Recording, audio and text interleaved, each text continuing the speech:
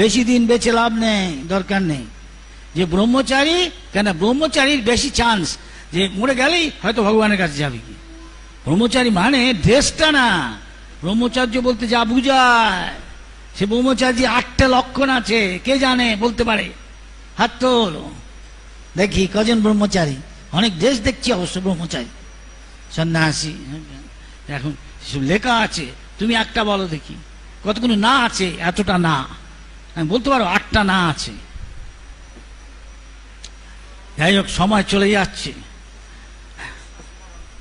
হ্যাঁ, এ বলছে কৃষ্ণ অন্ধকারে ঢুল ফেললে যদি লেগে যায় অনেক সময় ভালো, কিন্তু লাগলো না, দুর্ভাগ্যবশত লাগলো না, যেহেতু ঢিল মারছে লাগছে না।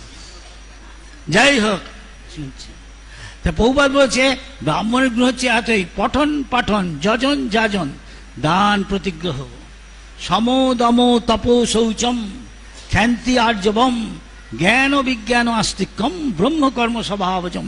এটা হলো ব্রাহ্মণের কাজ। যার যত এতটা হয়েছে শতগুণ ঊর্ধ্বং গচ্ছতি সত্যস্থা, তার ঊর্ধ্বগতি হবে। সে হয়তো ইন্দ্রলোক, সূর্যলোক, চন্দ্রলোক এসব জায়গায় চলে যাবে। এমন করে যত আরো ভালো গুণ সম্পন্ন কট্টর ব্রহ্মচারী এখানে বোধহয় আছে কিছু 6 জন 8 জন, তাই না? যাদের হয়তো 20-25 এসব বছর ধরে, 30-এর কাছাকাছি ধরে আছে, এখনো রক্ষা করছে। আর কোথায় দেখছি না। যেমন হাততালি দিলে পাখি উড়ে যায় গিয়ে, কোথায় যাচ্ছে গিয়ে দেখা যাচ্ছে না, এদের দেখা যাচ্ছে।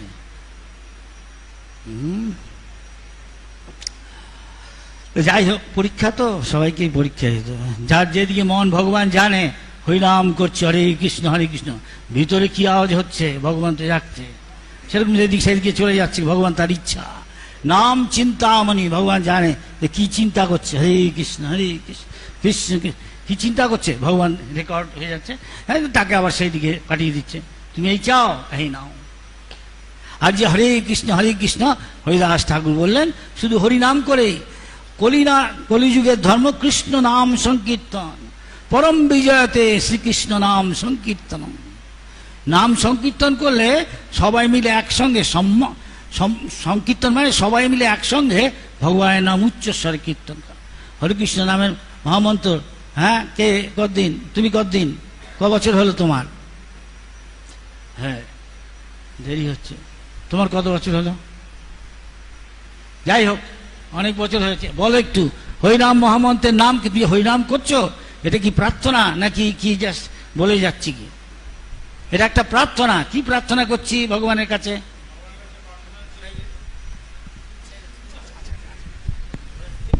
তাড়াতাড়ি, সময় চলে যাচ্ছে।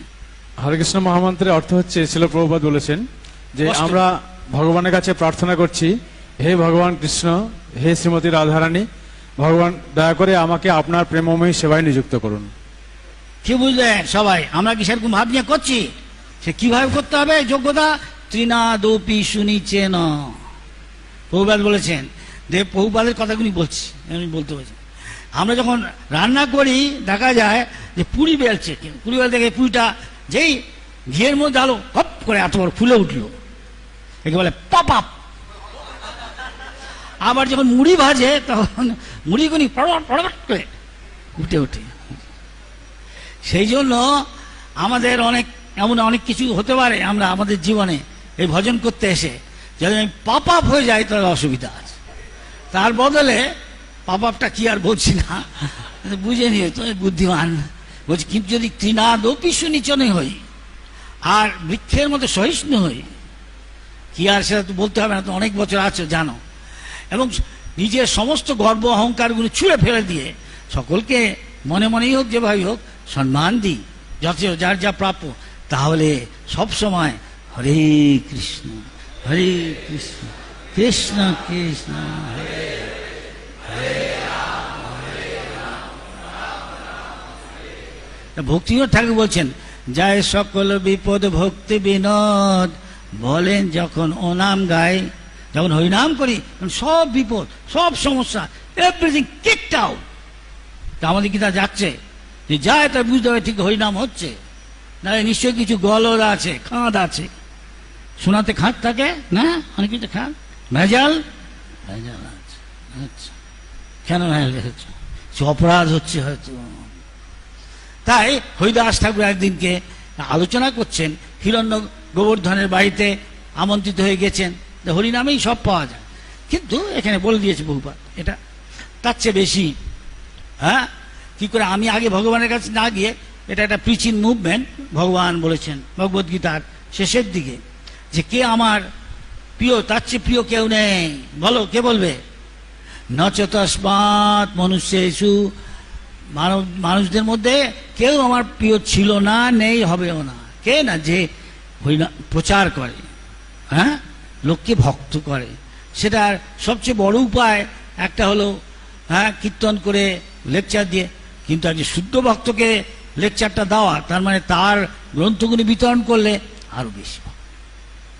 আমার ঘন্টার পর ঘন্টা, দিনের পর দিন, হ্যাঁ, অনেক গ্যালন রক্ত খরচ করেও একটাকে ভক্ত করা কঠিন মানুষ। ভক্ত মানে তিলকমালা না, ভক্ত মানে ভক্তের লক্ষণ যেগুলো আছে, 26টা লক্ষণ আছে শুদ্ধ ভক্তের। শুধু কৃষ্ণৈক্য স্মরণ হলেই সেই সব হয়ে যাবে। সবাইকেই তাই অর্জন করতে হবে ভগবানের ধামে যাওয়ার আগে, ভগবান বলেছেন, লিখে দিয়েছেন। হয় একাদশী বা প্রতিদিন রাত্রে আমি যদি চাই ভগবানের ধামে যেতে চাই, মা যশোদা, রাধারানী, হ্যাঁ, নন্দ বাবা, কৃষ্ণ, শ্রীরাম, সুদাম, বসুদাম, এদের সঙ্গে গিয়ে তাদের একজন হয়ে আমি তাদের সহযোগী হতে চাই, জয়েন করতে চাই, তাহলে সচিমা, হ্যাঁ, জগন্নাথ মিশ্র, চৈতন্য মহাপ্রভু, নিত্যানন্দ, তাদের পার্শ্বদের, তা আমাদের যোগ্যতা অর্জন। এই জন্য সবচেয়ে প্রয়োজন এই যে ধামে আমরা আছি, ধামবাসী, ধামটা কে অনুভব করতে পারে? বিষয় ছাড়িয়া কেবে শুদ্ধ হবে, মনটা যখন শুদ্ধ হবে। ভগবান তো এর ভিতরে আছেই, কিন্তু সেটা প্রকট হচ্ছে না কেন? আমি অনুভব করছি না কেন? আমি মুক্ত না। আমি মুক্ত পুরুষের সাথে পরমাত্মা কথা বলে। শুদ্ধ ভক্ত মচ্চিত্ত মদ্গত প্রাণা বোধয়ন্ত পরস্পরম, আমরা যদি তাই করি, কথান্তশ্চ মাম নিত্যম তুষ্যন্তি চ রমন্তি চ। এখন আমরা প্রভুপাদের কথা মতো চলতে পারি, শুদ্ধ ভক্তের, তার বাণীর সেবা করে। তিনি বলে দিয়ে গেছে, আমি যা দিলাম সেই মতো চলো, তাহলে ঠিক তুমি ভগবানকে পেয়ে যাবে গিয়ে।